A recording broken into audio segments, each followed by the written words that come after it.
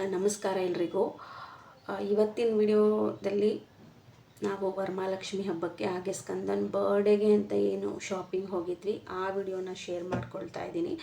ಈ ಒಂದು ವಿಡಿಯೋ ಏನಿದೆ ಇದು ನಾನು ಮುಂಚೆನೇ ಎಡಿಟ್ ಮಾಡಿ ವಾಯ್ಸ್ ಓವರ್ ಕೊಟ್ಟು ಇಟ್ಟಿದ್ದೆ. ಇನ್ನೇನು ನೆಕ್ಸ್ಟ್ ಡೇ ಅಪ್ಲೋಡ್ ಮಾಡಬೇಕು ಅನ್ನೋ ಟೈಮಲ್ಲಿ ಈ ರೀತಿ ಅಮ್ಮನ ಇನ್ಸಿಡೆಂಟ್ ಆಯಿತು. ಸೊ ಹಾಗಾಗಿ ನಾನು ಅಪ್ಲೋಡ್ ಮಾಡೋಕ್ಕಾಗಿಲ್ಲ. ಆಲ್ಮೋಸ್ಟ್ ಒಂದು more than 25 days, nearly 1 month ಆಗ್ತಾನೆ ಬಂತು ಅಂತ ಹೇಳ್ಬೋದು. ಸೊ ತುಂಬಾ ತಡವಾಗಿ ಅಪ್ಲೋಡ್ ಮಾಡ್ತಾ ಇದ್ದೀನಿ.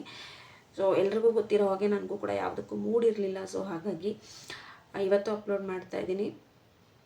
ಸೊ ಮೊದಲೇ ಎಡಿಟ್ ಆಗಿರೋವಂಥ ವಿಡಿಯೋ ಇದು. ಹಾಗೆ ಸ್ಕಂದನ ಬರ್ಡೇ ದಿನ ಬೆಳಗ್ಗೆ ಏನಾಯಿತು ಅನ್ನೋದನ್ನು ಕೂಡ ಒಂದು ಚಿಕ್ಕ ಕ್ಲಿಪ್ಪಿಂಗ್ಸ್ ಅಷ್ಟೇ, ಜಸ್ಟ್ ಒಂದು 2-3 ಮಿನಿಟ್ಸ್ ಕ್ಲಿಪ್ಪಿಂಗ್ಸ್ ಇದೆ ಅಷ್ಟೇ. ಆವತ್ತಿನ ದಿನ ಅಂದರೆ ಸ್ಕಂದನ್ ಬರ್ಡೇ ದಿನ ನಂಗೆ ಅಷ್ಟೇ ಶೂಟ್ ಮಾಡ್ಕೊಳಕ್ಕಾಗಿದ್ದು. ಸೊ ಅದನ್ನು ಕೂಡ ಇವತ್ತಿನ ವಿಡಿಯೋದಲ್ಲಿ ಕೊನೆಯಲ್ಲಿ ಅಟ್ಯಾಚ್ ಮಾಡಿರ್ತೀನಿ. ಸೊ ವಿಡಿಯೋ ನೋಡ್ಕೊಂಡು ಬನ್ನಿ. ಹಾಯ್ ಫ್ರೆಂಡ್ಸ್, ನಮಸ್ಕಾರ ಎಲ್ರಿಗೂ. ಹೋಪ್ ಎಲ್ಲರೂ ಚೆನ್ನಾಗಿದ್ದೀರಾ ಅಂತ ಅಂದ್ಕೊಳ್ತಾ ಇವತ್ತಿನ ವ್ಲಾಗ್ನ ಸ್ಟಾರ್ಟ್ ಮಾಡ್ತಾ ಇದ್ದೀನಿ. Welcome back to my YouTube channel. So ಇವತ್ತಿನ ವಿಡಿಯೋ ಏನಪ್ಪ ಅಂತ ಅಂದರೆ ವರಮಹಾಲಕ್ಷ್ಮಿ ಹಬ್ಬಕ್ಕೆ ನಾನು ಸೀರೆನ ಪರ್ಚೇಸ್ ಮಾಡ್ಲಿಕ್ಕೆ ಹೋಗ್ತಾ ಇದ್ದೀನಿ. ಫಾರ್ ಎ ಚೇಂಜ್ ಈ ಸಲ ನಾವು ಚಿಕ್ಕಪೇಟೆಗೆ ಹೋಗ್ತಾ ಇಲ್ಲ. ಯಾವ ಶಾಪಿಗೆ ಹೋಗ್ತಾ ಇದ್ದೀವಿ, ಏನು ಎತ್ತ ಅಂತ ಗೊತ್ತಾಗಬೇಕು ಅಂತ ಅಂದರೆ ವಿಡಿಯೋನ ಸ್ಕಿಪ್ ಮಾಡದೆ ಪೂರ್ತಿಯಾಗಿ ನೋಡ್ತಾ ಹೋಗಿ. ಯಾರಾದರೂ ಹೊಸದಾಗಿ ನನ್ನ ಚಾನಲ್ನ ನೋಡ್ತಾ ಇರೋರಿದ್ರೆ ಪ್ಲೀಸ್ ನನ್ನ ಚಾನಲ್ನ ಸಬ್ಸ್ಕ್ರೈಬ್ ಮಾಡ್ಕೊಂಡು ನೋಡಿ. ಹಾಗೆ ವರಮಹಾಲಕ್ಷ್ಮಿ ಹಬ್ಬಕ್ಕಿಂತ ಮುಂಚೆ ಸ್ಕಂದನ ಬರ್ಡೇ ಕೂಡ ಇದೆ, ಅವನಿಗಾಗಿ ಬಟ್ಟೆನೂ ಪರ್ಚೇಸ್ ಮಾಡೋದಿತ್ತು. ಸೊ ಎರಡು ಕೆಲಸ ಒಟ್ಟಿಗೆ ಆಗುತ್ತೆ ಅಂತ ಹೇಳ್ಬಿಟ್ಟು ಇವತ್ತು ಹೊರಟಿದೀವಿ. ಸೊ ಇವತ್ತು ನಾ ಹೊರಟಿದ್ದು ಡ್ರೆಸ್ ಸರ್ಕಲ್ ಶಾಪಿಂಗ್ ಮಾಲ್ಗೆ. ಈ ಒಂದು ಡ್ರೆಸ್ ಸರ್ಕಲ್ ಶಾಪಿಂಗ್ ಮಾಲ್ ಬಂದು ಅರಕೆರೆ ಸಿಗ್ನಲ್ ಹತ್ರ ಇದೆ. ಕೆಲವೊಂದು ಇನ್ಸ್ಟಾಗ್ರಾಮ್ ರೀಲ್ಸ್ ಅಲ್ಲಿ ನೋಡಿದ್ದೆ ನಾನು, ಈ ಒಂದು ಡ್ರೆಸ್ ಸರ್ಕಲ್ ಶಾಪಿಂಗ್ ಮಾಲ್ ಅಲ್ಲಿ ಕ್ವಾಲಿಟಿ ಬಟ್ಟೆಗಳು ಕೆಜಿ ಲೆಕ್ಕದಲ್ಲಿ ಸಿಗುತ್ತೆ ಅಂತ. ಸೊ ನೋಡೋಣ ಅಂತ ಇವತ್ತು ಹೋಗಿದ್ದೀವಿ. ಸೊ ನೋಡೋಣ ಬನ್ನಿ ಬಟ್ಟೆ ಕ್ವಾಲಿಟಿ ಪ್ರೈಸ್ ಎಲ್ಲ ಹೇಗಿದೆ ಅಂತ. ಕಿಲೋ ಸೇಲ್ ನಡೀತಾ ಇದೆ. ಇಲ್ಲೋಡ ಸ್ಕಂದ, ಸೇ ಹಾಯ್.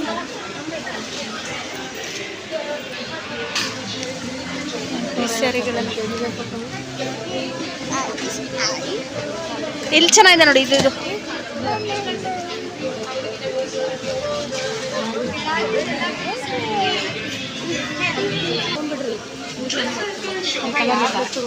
ನನ್ನ ಹತ್ರ ಈ ಕಲರ್ ಇಲ್ಲ, ಇದ್ರು ನೋಡ್ತಿದ್ದಾಡ್ರಿ.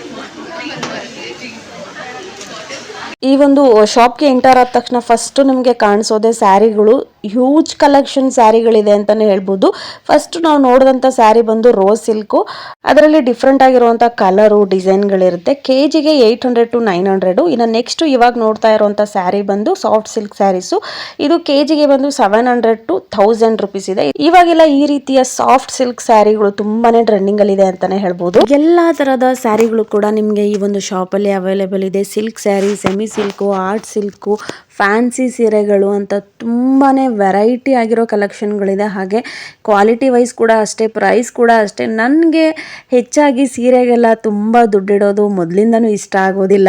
ಯೂಶಲಿ ನಾನು ಸೀರೆ ಉಡೋದು ತುಂಬಾನೇ ಕಮ್ಮಿ. ಹಾಗಾಗಿ ನನಗೆ ಸೀರೆಗಳಿಗೆ ಅತಿ ಹೆಚ್ಚು ದುಡ್ಡನ್ನ ಹಾಕೋದು ಅಂದರೆ ಇಷ್ಟ ಆಗೋದಿಲ್ಲ. ಸೀರೆ ಅಂತಲ್ಲ, ಯಾವುದೇ ರೀತಿಯ ಬಟ್ಟೆಗಳಾದ್ರೂ ಅಷ್ಟೇ, ತುಂಬ ಕಾಸ್ಟ್ಲಿ ಬಟ್ಟೆಗಳನ್ನು ತಗೊಳ್ಳೋದು ನಂಗೆ ಅಷ್ಟಾಗಿ ಇಷ್ಟ ಆಗೋದಿಲ್ಲ. ಈ ರೀತಿ ಸಾಫ್ಟ್ ಸಿಲ್ಕ್ ಸ್ಯಾರಿಗಳೆಲ್ಲ 1350ಗೆ 2 ನಿಜವಾಗ್ಲೂ ವರ್ತ್ ಇದೆ ಅಂತಾನೆ ಅನ್ನಿಸ್ತು. ನೋಡ್ಲಿಕ್ಕೆ ಕೂಡ ತುಂಬಾನೇ ಚೆನ್ನಾಗಿದೆ. ಇನ್ನು ಈ ಒಂದು ಸ್ಯಾರಿ ನಂಗೆ ತುಂಬಾನೇ ಇಷ್ಟ ಆಯ್ತು. ಕ್ರೀಮ್ ಅಂಡ್ ರೆಡ್ ಕಾಂಬಿನೇಷನ್ ಅಲ್ಲಿ ಇರುವಂತದ್ದು. ಸೊ ಇಷ್ಟೊಂದು ವೆರೈಟಿ ಸೀರೆಗಳನ್ನು ನೋಡ್ತಾ ಇದ್ರೆ ಯಾರಿಗಾದ್ರೂ ಕನ್ಫ್ಯೂಷನ್ ಆಗ್ತಾನೆ ಇರುತ್ತಲ್ವಾ. ಸೊ ನಮಗೂ ಹಾಗೆ ಆಗ್ತಾ ಇತ್ತು, ಯಾವ್ದು ತಗೋಬೇಕು ಯಾವ್ದು ಬಿಡ್ಬೇಕಂತ ಗೊತ್ತಾಗ್ತಾ ಇಲ್ಲ.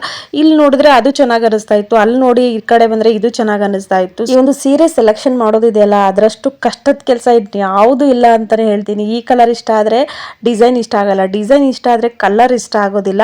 ಸೊ ಇಲ್ಲಂತರೂ ನಿಜವಾಗ್ಲೂ ಹೇಳ್ತೀನಿ, ಸೀರೆಗಳು ಒಂದಕ್ಕಿಂತ ಒಂದು ತುಂಬಾನೇ ಚೆನ್ನಾಗಿತ್ತು. ನಂತರದವರು ಎಸ್ಪೆಷಲಿ ಕಮ್ಮಿ ಬಜೆಟ್ ಅಲ್ಲಿ ಒಳ್ಳೆ ಕ್ವಾಲಿಟಿ ಬಟ್ಟೆಗಳು ಬೇಕು ಅಂತ ಅನ್ನೋರು, ಸೀರೆಗಳು ಬೇಕು ಅಂತ ಅನ್ನೋರು ಈ ಒಂದು ಡ್ರೆಸ್ ಸರ್ಕಲ್ ಶಾಪಿಂಗ್ ಮಾಲ್ಗೆ ವಿಸಿಟ್ ಮಾಡಿ. ಈ ರೀತಿ ಬಟ್ಟೆ ಶಾಪಿಂಗ್ಗೆ ಅಂತ ಹೋದ್ರೆ ಬೆಳಗ್ಗೆ ಬೇಗನೆ ಹೋಗೋದು ತುಂಬಾನೇ ಒಳ್ಳೆಯದು. ಬಿಕಾಸ್ ಸುಮಾರು ಹೊಸ ಹೊಸ ಕಲೆಕ್ಷನ್ಗಳು ಬಂದಿರುತ್ತೆ. ಆವಾಗ ನೀವೇ ಬೇಗ ಚಾಯ್ಸ್ ಮಾಡಿ ಪರ್ಚೇಸ್ ಕೂಡ ಮಾಡ್ಬೋದು. ಇನ್ನು ಈ ಒಂದು ಸ್ಯಾರಿ ಏನಿದೆ ಅವಾಗ ತಾನೇ ಜಸ್ಟ್ ಒಂದು ಬಂಡಲಿಂದ ಓಪನ್ ಮಾಡಿ ತೆಗೆದ್ರು ನಮಗೆ ಕೆಲವೊಂದಷ್ಟು ಸ್ಯಾರಿ ಇಷ್ಟ ಆಯಿತು. ಸೊ ತೊಗೊಂಡ್ವಿ ಕೂಡ. ಆ ಕಲರು ಕಾಂಬಿನೇಷನು ಡಿಸೈನ್ ಎಲ್ಲ ಕೂಡ ಸೆಲೆಕ್ಟ್ ಮಾಡಿದ್ವಿ. ಸುಮಾರು ಜನ ಆ ಒಂದು ಬಂಡಲ್ ಓಪನ್ ಮಾಡಿದ ತಕ್ಷಣ ಎತ್ಕೊಂಡ್ಬಿಟ್ರು ಕಲರ್ಗಳನ್ನು, ಡಿಸೈನ್ಗಳು ತುಂಬ ಚೆನ್ನಾಗಿದೆ ಅಂತ ಹೇಳ್ಬಿಟ್ಟು. ಸೊ ಅದು ಏನಾಯಿತು ಅಂತಂದರೆ ಬಿಲ್ಲಿಂಗ್ಗೆ ತೊಗೊಳ್ತಾ ಇರಲಿಲ್ಲ. ನಮ್ಮ ನಾದಿನಿಂದ್ರು ತುಂಬಾ ಇಷ್ಟಪಟ್ಟಿದ್ರು ಆ ಒಂದು ಸೀರೆನ. ಬಟ್ ಅವ್ರಿಗೆ ತುಂಬಾ ಬೇಜಾರಾಯಿತು, ಅದು ಬಿಲ್ಲಿಂಗ್ ತೊಗೊಳ್ತಾ ಇಲ್ಲ, ಕ್ಯಾನ್ಸಲ್ ಮಾಡ್ತೀವಿ ಅಂತ ಹೇಳಿದರು.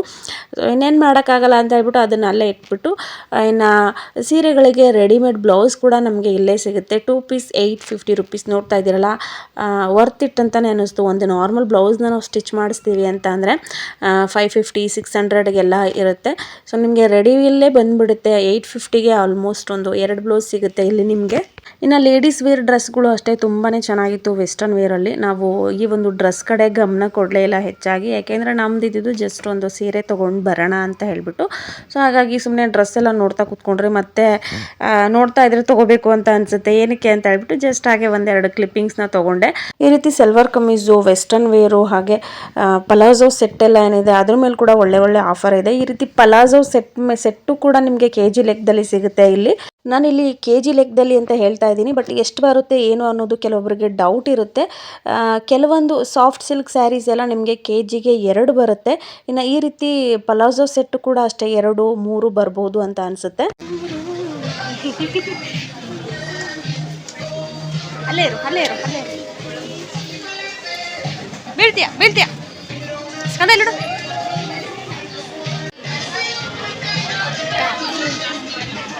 ಎಲ್ಲಿ ಪಾಪು ಎಲ್ಲಿ? ಒಂದು ಓಪನ್ ಮಾಡಿ ನೋಡಿ ಯಾವ್ದಾರು.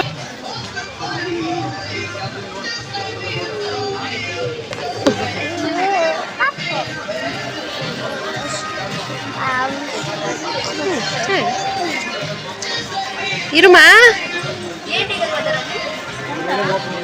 ಸೆಕೆಂಡ್ ಫ್ಲೋರಿಗೆ ಬಂದ್ವಿ. ಮಕ್ಕಳ ಬಟ್ಟೆ ಹಾಗೆ ಜೆಂಟ್ಸ್ ಬಟ್ಟೆಗಳು ಕೂಡ ಇಲ್ಲಿ ನಿಮಗೆ ಸಿಗುತ್ತೆ. ಮಕ್ಕಳ ಬಟ್ಟೆ ಕೂಡ ಅಷ್ಟೇ ಡೈಲಿ ವೇರ್ ಬಟ್ಟೆಗಳು KG ಲೆಕ್ಕದಲ್ಲಿ ಸಿಗುತ್ತೆ. ತುಂಬಾ ಕಲೆಕ್ಷನ್ಸ್ ಇದೆ ಅಂತಲೇ ಹೇಳ್ಬೋದು ಇದರಲ್ಲೂ ಕೂಡ. ಮಕ್ಕಳ ಬಟ್ಟೆಗಳ ಮೇಲೆ ಕೂಡ ಅಷ್ಟೇ ಒಳ್ಳೆ ಒಳ್ಳೆ ಆಫರ್ ಇದೆ. ಬೈ 1 30%, ಬೈ 2 40 50% ಎಲ್ಲ ಇತ್ತು. ಸೊ ನಾವು ಕೂಡ ಸ್ಕಂದನ್ ಬರ್ಡೇಗೆ ಅಂತ ಡ್ರೆಸ್ ನೋಡಲಿಕ್ಕೆ ಅಂತ ಬಂದಿದ್ದೀನಿ. ನಾನು ಸೆಲೆಕ್ಷನ್ ಮಾಡ್ತಾ ಇದ್ದೀನಿ, ನೋಡೋಣ ಯಾವುದು ಸೆಲೆಕ್ಷನ್ ಆಗುತ್ತೆ ಅಂತ ಹೇಳಿ. ಪ್ಯಾಂಟ್ ಅದರಲ್ಲಿ ಚೆನ್ನಾಗಿತ್ತು, ಕಲರು ಡಿಸೈನ್ ಇಲ್ಲ ಬೇಡ ಅಂತ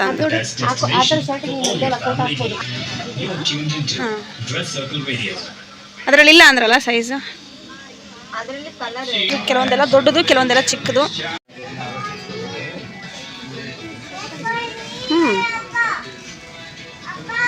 ಸ್ಕಂದನ ಬರ್ಡೇಗೂ ಕೂಡ ಈ ಒಂದು ಶಾಪಲ್ಲೇ ನಾವು ಬಟ್ಟೆನ ಪರ್ಚೇಸ್ ಮಾಡಿದ್ವಿ. ತುಂಬ ಗ್ರ್ಯಾಂಡಾಗಿರೋ ಡ್ರೆಸ್ ಏನು ತೊಗೊಳ್ಲಿಲ್ಲ ನಾನು, ಬಿಕಾಸ್ ಬೆಳೆಯೋ ಮಕ್ಕಳಲ್ವಾ, ಸುಮ್ಮನೆ ಶೇರ್ವಾನೀಸು ಹಾಗೆ ಈ ರೀತಿ ಸೂಟ್ಸ್ ಎಲ್ಲ ತೊಗೊಂಡ್ರೆ ವೇಸ್ಟ್ ಆಗಿಬಿಡುತ್ತೆ ಅಂತ ಹೇಳ್ಬಿಟ್ಟು ನಾರ್ಮಲ್ ಒಂಥರ ಸಿಲ್ಕ್ ಶರ್ಟು, ಅದಕ್ಕೆ ಒಂದು 2 ಪ್ಯಾಂಟ್ನ ತೊಗೊಂಡೆ. ಹಾಗೆ ಒಂದು ಶೇರ್ವಾನಿ ಕೂಡ ಇಷ್ಟ ಆಯಿತು, ಅದನ್ನು ಕೂಡ ತೊಗೊಂಡ್ವಿ.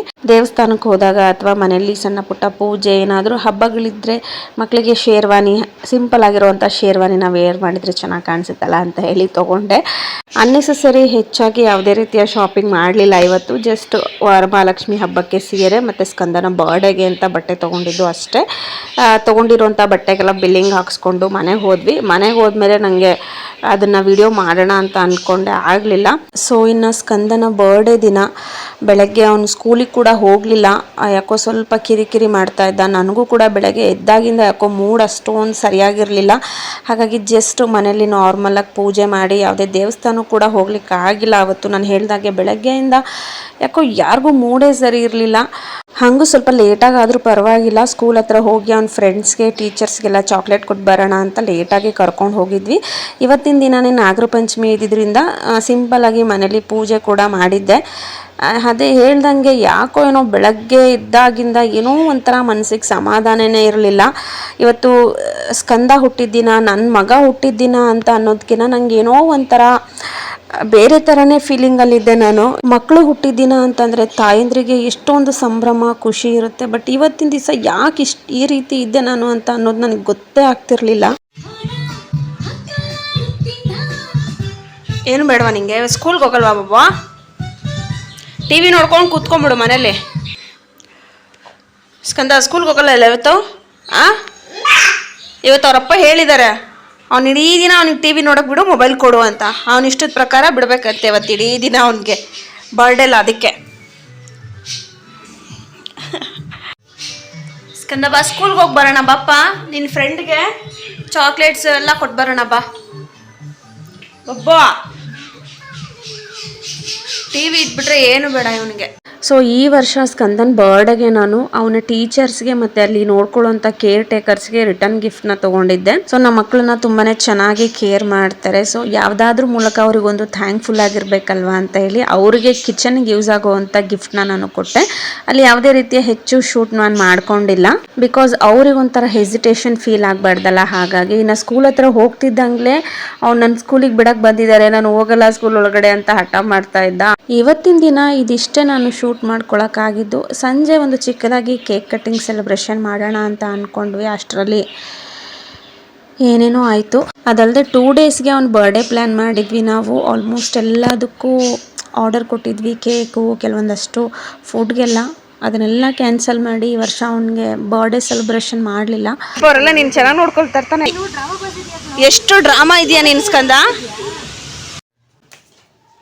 ಸೊ ನೋಡಿದ್ರಲ್ಲ ಸ್ಕಂದನ ಬರ್ಡೇ ದಿನ.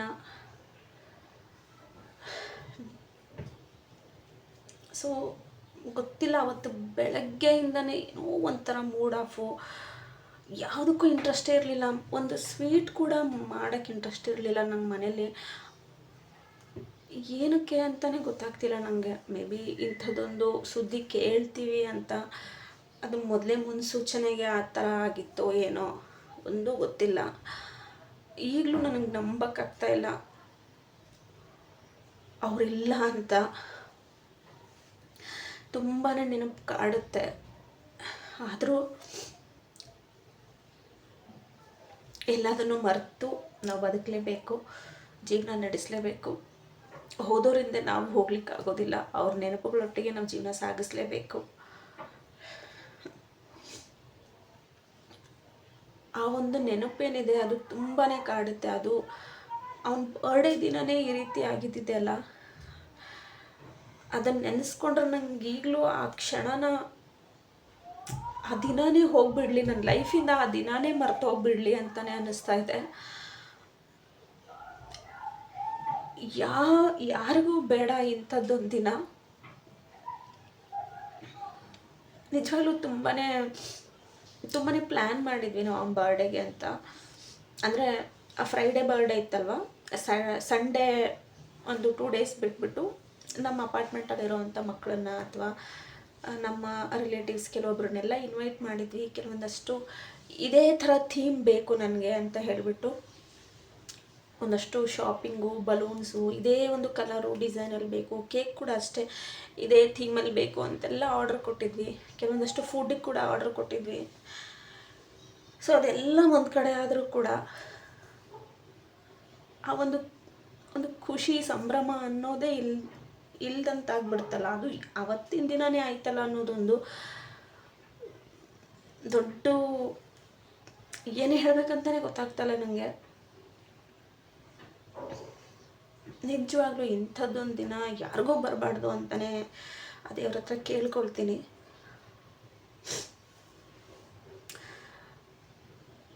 ನಿಜವಾಗ್ಲೂ ನಂಗೆ ವಿಡಿಯೋ ಮಾಡಲಿಕ್ಕೂ ಕೂಡ ಇಂಟ್ರೆಸ್ಟ್ ಇಲ್ಲ, ಮೂಡಿಲ್ಲ. ಆದರೂ ವಿಡಿಯೋಸ್ ಮಾಡ್ತಾ ಇದ್ದೀನಿ ಬಿಕಾಸ್ ಆಫ್ ನನ್ನ ಒಂದು ಮೈಂಡನ್ನ ಚೇಂಜ್ ಮಾಡ್ಕೋಬೇಕು. ಯಾವುದಾದ್ರೂ ಒಂದು ಅದರಿಂದ ಹೊರಗೆ ಬರಬೇಕಲ್ವಾ. ಸೊ ಹಾಗಾಗಿ ವಿಡಿಯೋಸ್ನ ಮಾಡ್ತಾಯಿದ್ದೀನಿ. ಈ ಥರ ವಿಡಿಯೋಸ್ ಎಲ್ಲ ಮಾಡಿ ನನಗೆ ಲೈಕ್ಸು, ವ್ಯೂಸು ತೊಗೊಳಕ್ಕೆ ಖಂಡಿತವಾಗ್ಲೂ ಇಷ್ಟ ಇಲ್ಲ. ಸುಮಾರು ಜನ ಅದನ್ನೆಲ್ಲ ಮಾಡ್ತಾರೆ. ಅಮ್ಮ ಚೆನ್ನಾಗಿರುವಾಗಿಂದ ಏನು ವಿಡಿಯೋಸ್ ಇದೆ ಅದಷ್ಟೇ ನನಗೆ. ಅವರು ಬೆಡ್ ರಿಡನ್ ಆಗಿದ್ದಾಗಿಂದು, ಅವ್ರಿಗೆ ಮಾತು ನಿಂತೋಗಿತ್ತು, ಅದು ಯಾವೊಂದು ವಿಡಿಯೋನೂ ನನ್ನ ಹತ್ರ ಇಲ್ಲ. ನಾನು ಶೂಟ್ ಕೂಡ ಮಾಡಿ, ಅವರು ಆಲ್ಮೋಸ್ಟ್ ಅವ್ರ ಧ್ವನಿ ಕೇಳಿ ಒಂದು 3 ತಿಂಗಳ ಹತ್ತತ್ರ ಆಗ್ತಾಯಿತ್ತು. ನಾನು ಏನಿದ್ರು ಫೋನ್ ಮಾಡಿದರೆ ಅಪ್ಪಂಗೆ ಫೋನ್ ಮಾಡಿ ಕೇಳ್ತಾ ಇದ್ದೆ ಹೇಗಿದ್ದಾರೆ, ಏನು ಎತ್ತ ಅಂತ ಹೇಳಿಬಿಟ್ಟು. ಸೊ ಅವ್ರ ಜೊತೆ ನಾನು ಸಂಪೂರ್ಣವಾಗಿ ಮಾತಾಡೋದನ್ನು ನಿಲ್ಲಿಸ್ಬಿಟ್ಟಿದ್ದೆ. ಏಕೆಂದರೆ ನನಗೆ ಅಪ್ಪ ಅವ್ರ ಹತ್ರ ಫೋನ್ ತೊಗೊಂಡೋಗಿ ಕೊಡೋರು. ಮಾತಾಡ್ತಾ ಇದ್ದಾಳೆ ಮಾತಾಡು ಅಂತ ಅಂದಾಗ ನಾನು ಚೆನ್ನಾಗಿದೆಯಾ ಅಂತ ಕೇಳಿದ್ರೆ ಜೋರಾಗಿ ಅಳಕ್ಕೆ ಸ್ಟಾರ್ಟ್ ಮಾಡಿಬಿಡೋರು. ಅದಕ್ಕೆ ನನಗೆ ಬೇಡ ನನ್ನ ಧ್ವನಿ ಕೇಳಿದರೆ ನಾನು ಮಾತಾಡಿದರೆ ಅವ್ರು ಅಳ್ತಾರೆ, ಬೇಡ ನಾನು ಮಾತಾಡಲ್ಲ, ನೀನೇ ಹೇಳ್ಬಿಡು ನನಗೆ ಅಂತ ಅಪ್ಪಂಗೆ ಹೇಳ್ತಾ ಇದ್ದೆ ನಾನು. ಈಗಲೂ ಅವರು ಇದ್ದಾರೆ ಅಂತಲೂ ನಾನು ಅಂದ್ಕೊಂಡಿದ್ದೀನಿ. ಆ ಜೀವ ಎಲ್ಲೇ ಇದ್ರೂ ಚೆನ್ನಾಗಿರಲಿ.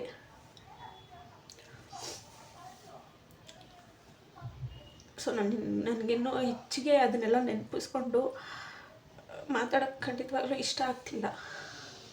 ನೆನಪು ಮಾಡ್ಕೋಬಾರ್ದು ಅಂತ ಎಷ್ಟು ಅಂದ್ಕೊಂಡ್ರೂ ಕೂಡ ಆಗ್ತಾನೇ ಇಲ್ಲ. ದಿನದಲ್ಲಿ ಒಂಥರ ಕೌಂಟ್ಲೆಸ್ ಅಂತಲೇ ಹೇಳ್ಬೋದು, ಅಷ್ಟು ಸಲ ನೆನಪು ಮಾಡ್ಕೋತಾ ಇರ್ತೀನಿ ನಾನು. ಇನ್ನು ಅದೆಷ್ಟು ದಿನಗಳು ತಿಂಗಳುಗಳು ತೊಗೊಳುತ್ತೋ ಗೊತ್ತಿಲ್ಲ, ಎಲ್ಲದನ್ನೂ ಮರೆತು ನಾನು ಮೊದಲಿನ ಥರ ಆಗೋಕ್ಕೆ. ಮೇಲ್ನೋಟಕ್ಕೆ ನಾನು ಚೆನ್ನಾಗಿದ್ದೀನಿ ಅಂತ ಅನಿಸ್ತಾ ಇದೆ, ಬಟ್ ಮನಸ್ಸೊಳಗಡೆ ತುಂಬಾ ನೋವಿದೆ. ನನಗೆ ನಾನೇ ಸಮಾಧಾನ ಮಾಡ್ಕೊಳ್ತಾ ಇದ್ದೀನಿ ಐ ಆಮ್ ಸ್ಟ್ರಾಂಗ್ ಅಂತ.